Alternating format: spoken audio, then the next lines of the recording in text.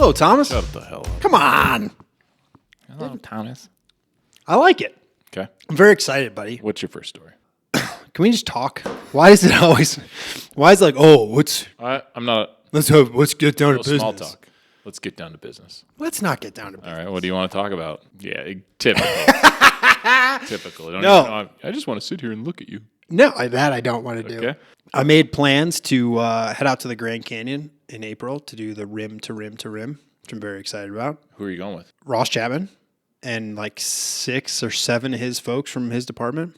Dang. So it will be something. Are you going to go work for his department then too? No. No friends on this department? No, I actually tried to get on his department for a really long time. They didn't want me. So nanner boo boo. Okay. Stick your head in doo doo. Okay. Edit that out. What's wrong with that? Oh, man. What's going on with you? How are your holidays? This is what normal friends do. They talk about things. Pretty low key. Pretty low key. That's it. Yeah. Just family here. Open some presents. Cool, man. Just get to the get to the story. Florida man arrested following argument. Florida man arrested following argument about how to clean a cast iron skillet. Ooh. Ain't the first time that's happened in the firehouse, and won't be the last. All However, in this case, he threatened the guy's life with a knife. Allegedly held a 6-inch blade to another man's throat. Wow. That's how people get killed. Is cleaning a cast iron skillet with soap. You don't want to lose that seasoning. What's being described as a joke that went too far about how to clean a cast iron skillet has left one Florida firefighter on admin leave. According to court documents, Orlando firefighter Lateef Williams held a knife up to his coworker's throat after the crew joked about cleaning the cast iron skillet with dish soap. Orlando firefighter Over Sejas had been cleaning the dishes after a meal with the crew on September 16th when some of the firefighters began joking about the proper way to clean a cast iron skillet. Amidst the jokes, the arrest report stated that that firefighter Williams said, "You don't do that around here," and placed a roughly 6-inch blade to Sejas' throat. You want to do That's that. how people get killed, he told Sejas. Williams then released Sejas and told him he was joking, noting how he used the dull side of a blade. I don't think that if you put, whether it's the dull or the sharp side of a knife up against someone's throat, I think that's pretty for serious. It's definitely about a cast iron skillet, by the way. Man, you don't clean that shit with soap. Actually, I do all the time. Well, I don't clean it purposely with soap. It's just like the scrubbers sometimes have it, Yeah, but like, what is seasoning, right? Well, you got to put it in the oven, do all That's that. what Right? I'm saying. Nobody's doing that anymore. No, at least not here. Well, no, but like, it's seasoned. Oh, is it really? Because it looks like there's a bunch of dirty, nasty old food on Yeah, your it's like eggs cast iron. crusted on that. So, Yeah. and guess what? Whatever you cook in there, you're going to put some oil in it anyway. So, Yeah. it's seasoned. So, I like that when it's like, that grill out there, it's seasoned. I'm like, is it? It looks like shit. the best way to season a grill is leave it on after you cook lunch and forget about it until you realize the next morning when you're going off, it's been on all night. Oops. That's never happened. Never. That happened so much in my last apartment. They put timers on the gas, whatever, on the outside of the buildings. It was brilliant. So, like, how long? You could adjust them to turn Yeah, on. it was like a little timer. Probably good. It's probably a pretty good idea. Okay. That's one of those things that I think is one of those like male myths. Where you're like, I'll burn it off. Right. No, you're not. You're not burning that off. You're basically in the clean cycle every time you use it. Yeah. Oven cleaning, grill cleaning. Grill cleaning. All right. You want me to go? Yeah. You can bring the serious stories that, aren't any fun. I don't know if they're any fun. I just think they're It's good to get out there. thought-provoking. All right. Residents say Detroit firefighters saved no one before leaving home to burn. The basic story of this is there was in Detroit, in the Highland Park neighborhood, they had a multifamily structure fire. And the incident commander made the decision to pull everybody out because they were losing it. And now this is what I'm gathering from the journal article, but the person's home or one of the residents who was inside the multifamily was livid that they were pulling firefighters out. Okay. Okay. And basically Firehouse wrote this article that seems to be kind of like lambasting the Detroit Fire Department, which I find. Who in Firehouse? I mean, I wouldn't say Firehouse. There got to be it's an editorial, Yeah. or is it just somebody that submitted an article? Oh, it doesn't have anyone's name on it. Dang. Is Firehouse Magazine still around? I mean, I have the online version. Okay. I mean, it sounds like there were some people that were arguing, some Detroit firefighters that were arguing about whether they were going to get pulled out or not on the front lawn. And then a decision was made to pull everybody out. Okay. What made this interesting to me was that from what has recently transpired in Colorado and what I assume is going to start to happen is that we're going to start to be in the spotlight when things don't go the way the public thinks they should. And like, how should we respond to that? So can we be held criminally liable? That's your question. Because that's what matters. Can we be held criminally liable? I think being held liable by the general consensus of your town or your stakeholders, however you want to say it, like. But there's a difference between civil and criminal. Like most districts and municipalities will cover any employee civilly. They can't cover you criminally. So I guess the reason I brought this up is that clearly this is now starting to snowball. Is there any place for public opinion changing our tactics? Well, let me back up. I think what we're seeing, what the problem here is that you're going to be judged on, were you trained on this? It seems to be the play by lawyers. Did you receive training?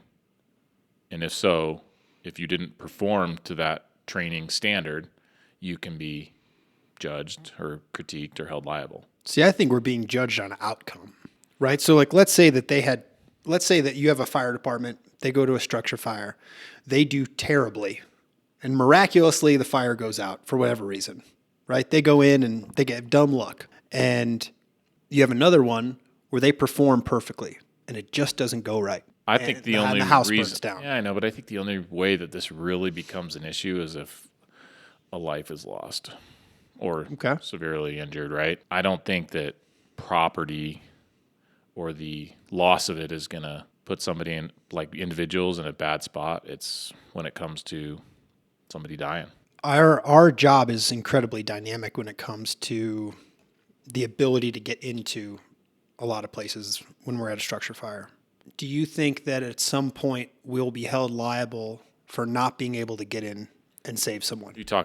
Are we talking getting access into just a building like a gate, or are you talking getting in a door inside? Yes, all of it. Like all these three people that were inside.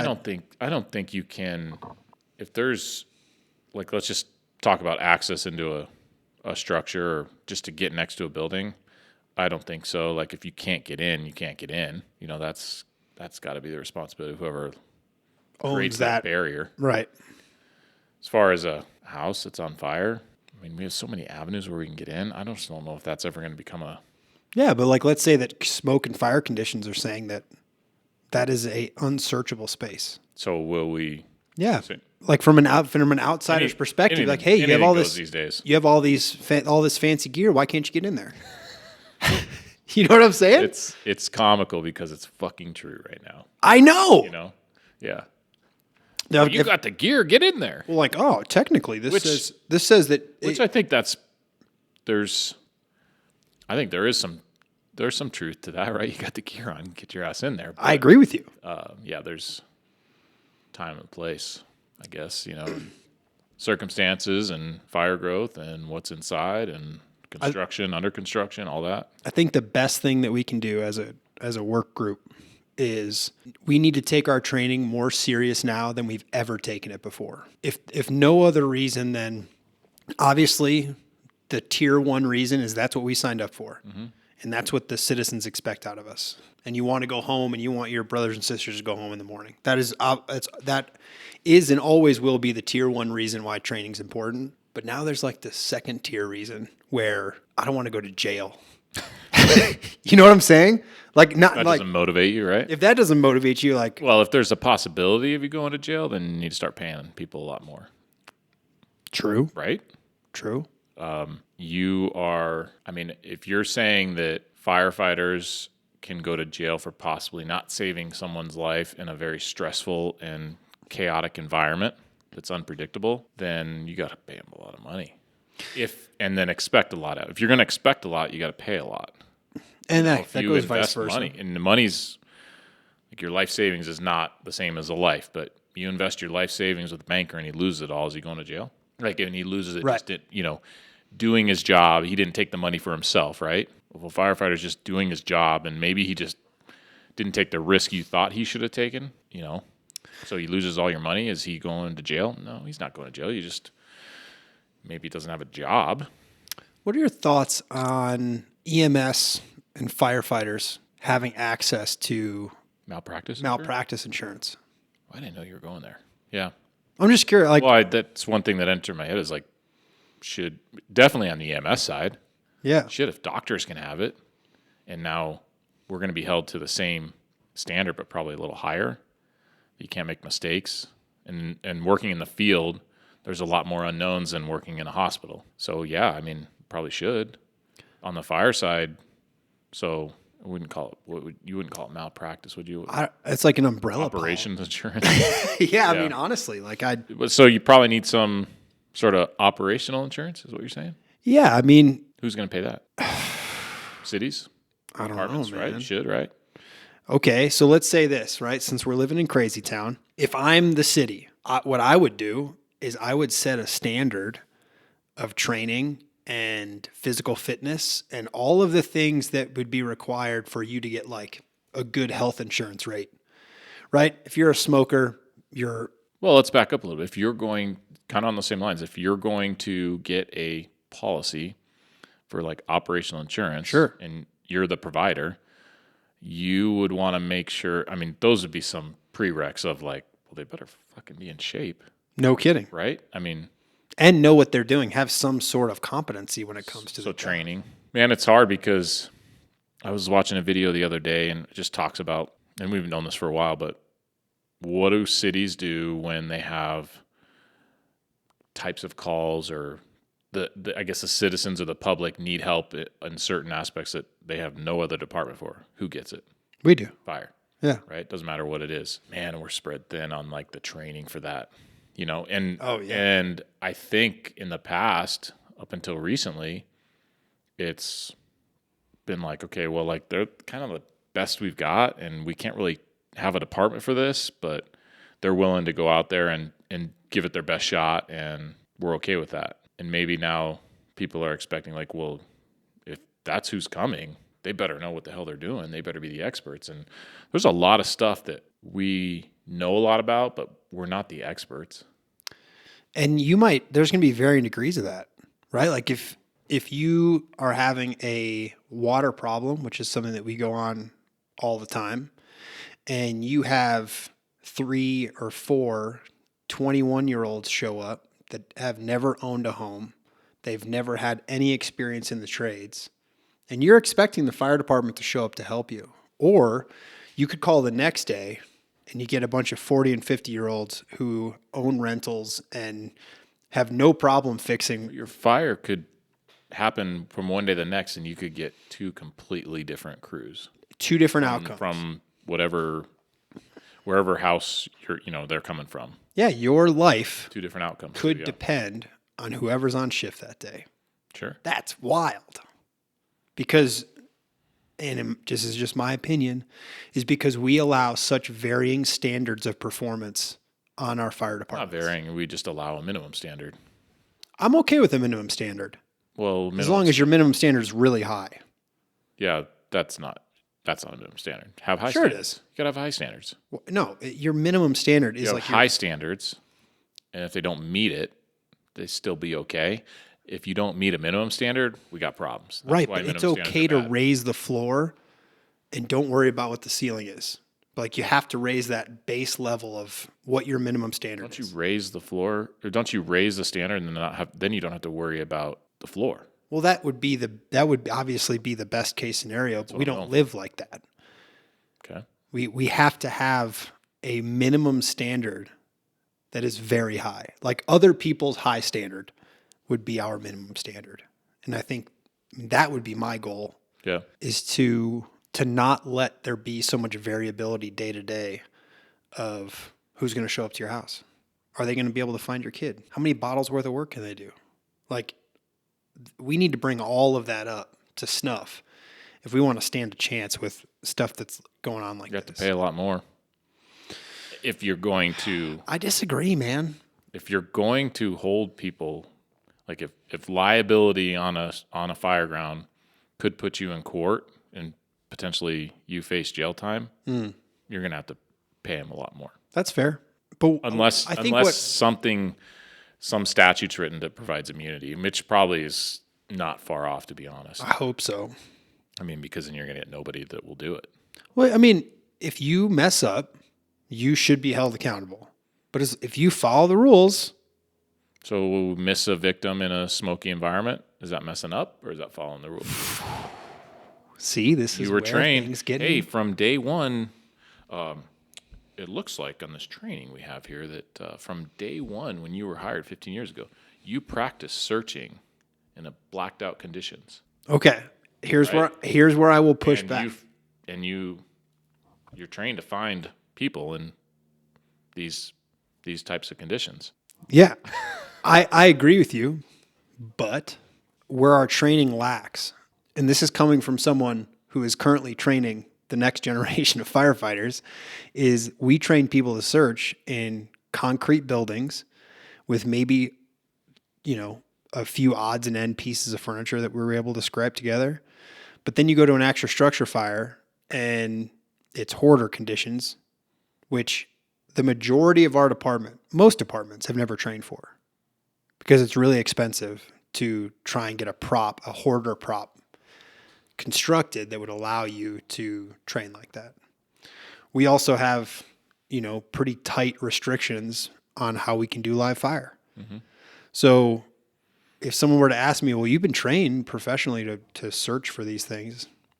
No, we haven't.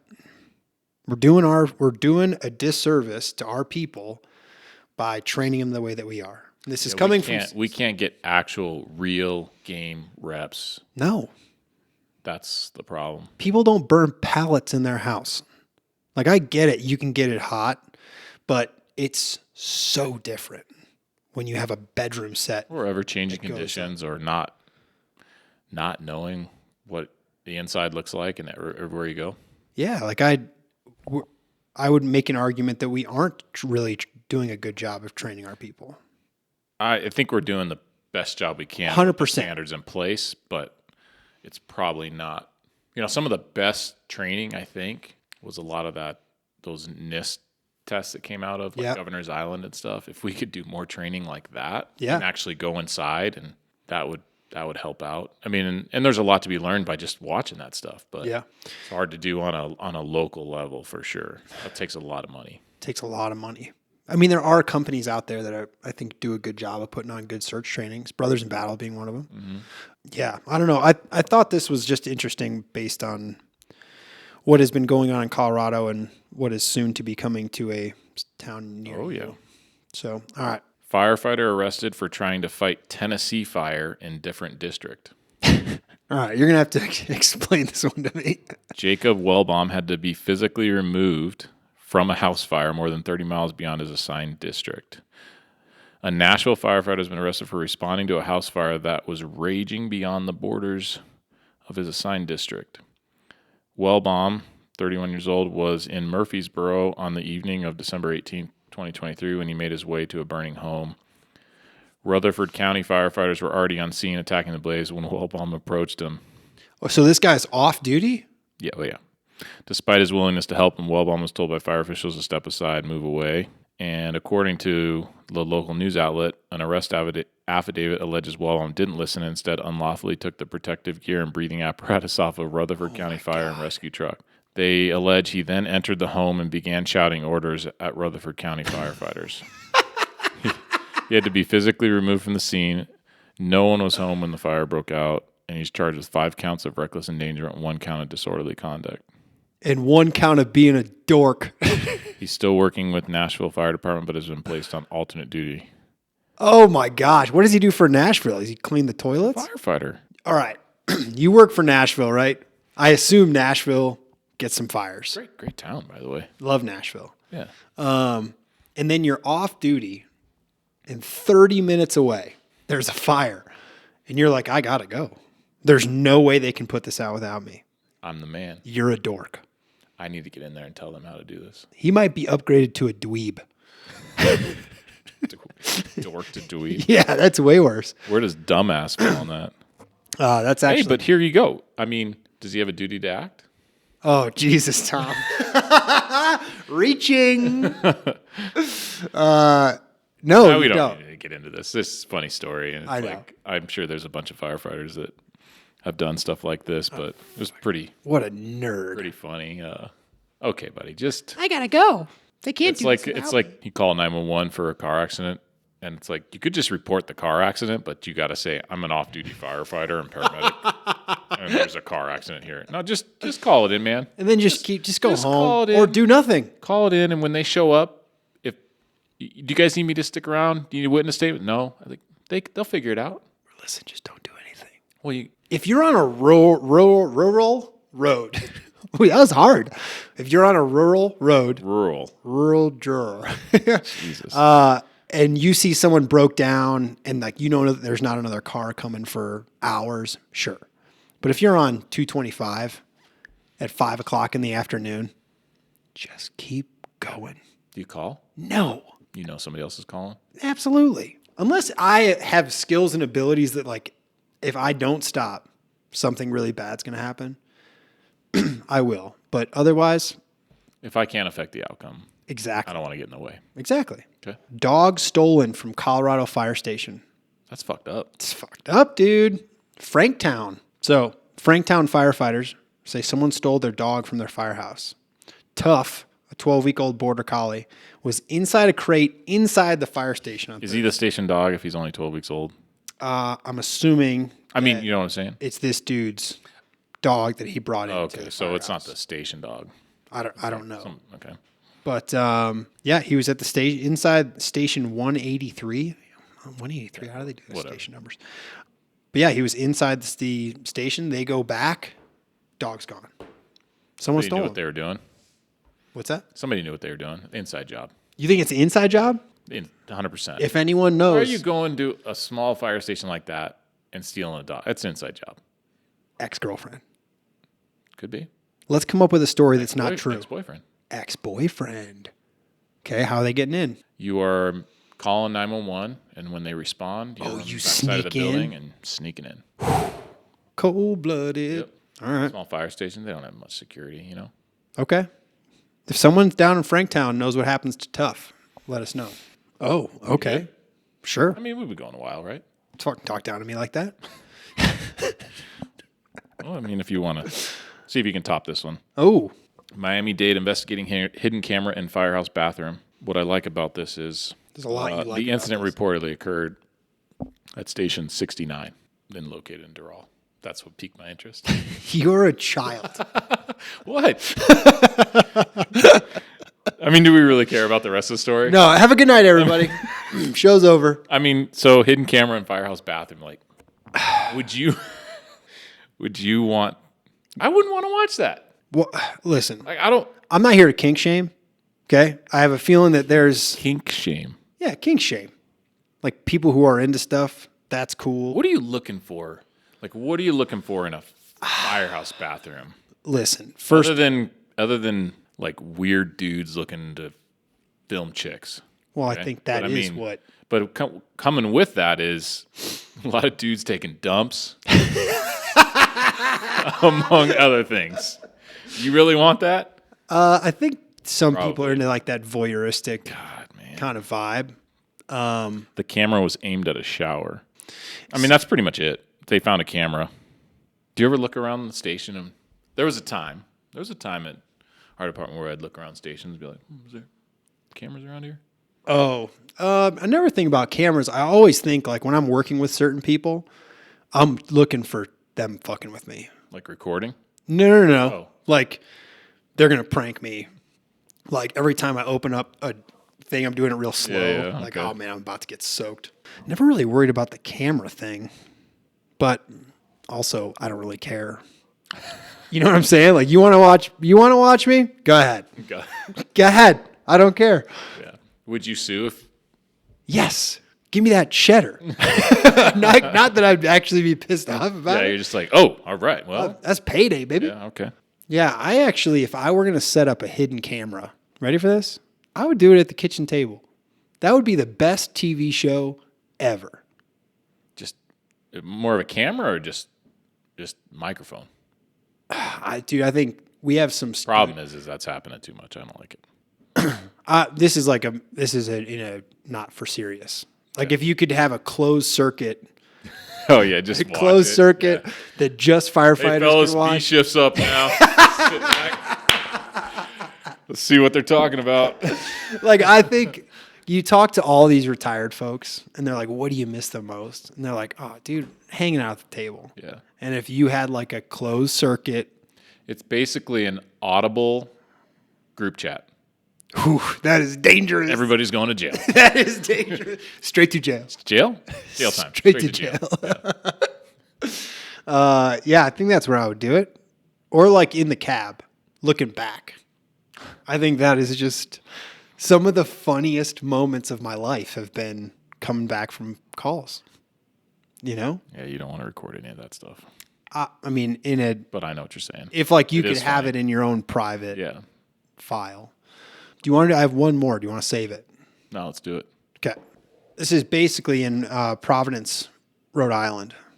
They had a hiring of 1,000 firefighters. At once? Yes. What happened? They scrapped it all to start to do lateral transfers. Instead They of, volunteer? this is for like the whole state. Oh, all right. And so my question on this one. What are you talking about? Is this like a statewide super bid? Yeah. So it's like a statewide, like how we had the Dr. Cog here. Yeah. And instead of doing that, instead of putting on like these academies for 1,000 brand new firefighters, they're going to start doing laterals. My question is, do you think that that is a good move? You have to explain this to me a little bit more. What do you mean? So there's all these departments that are existing and have members. Well, they're already on. I'm saying for new hires. Where's the 1,000 come in? Because that's how many are needed across the state? Yeah. Okay.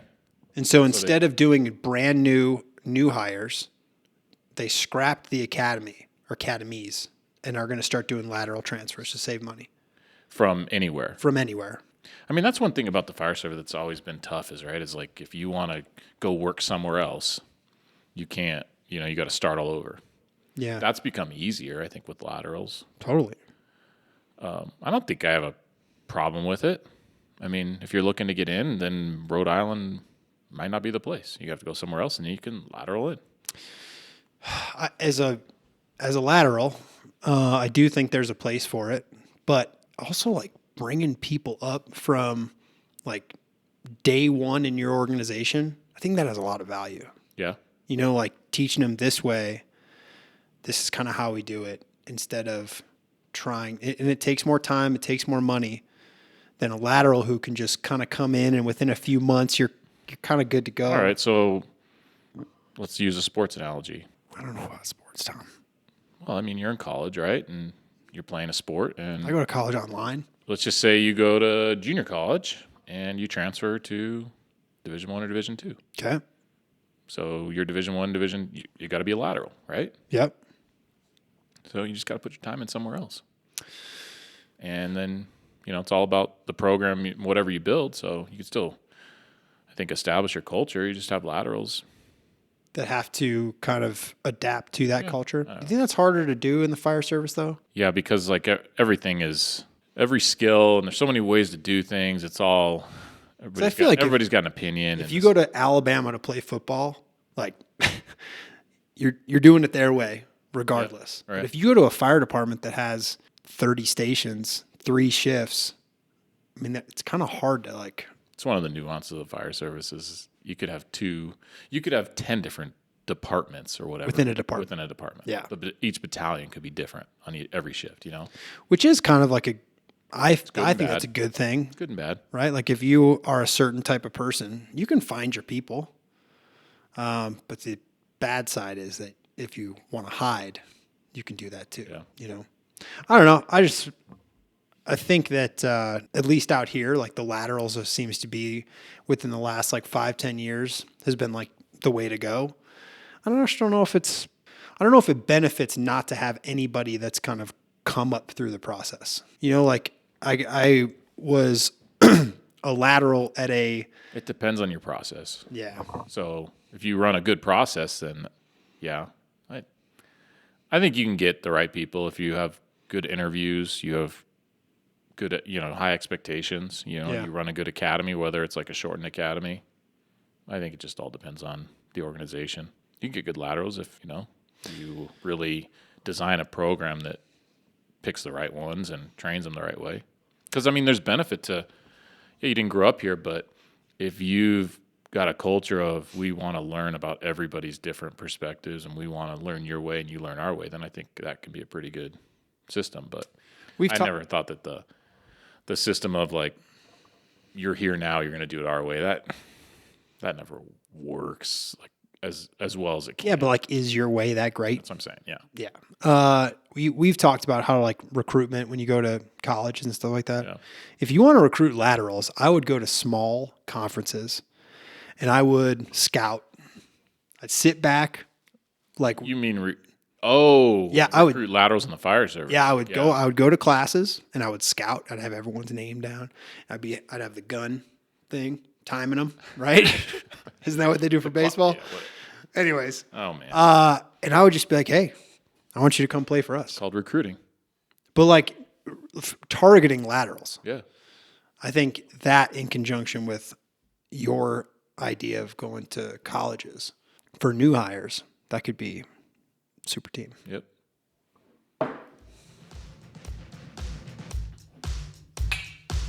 Sweet logo.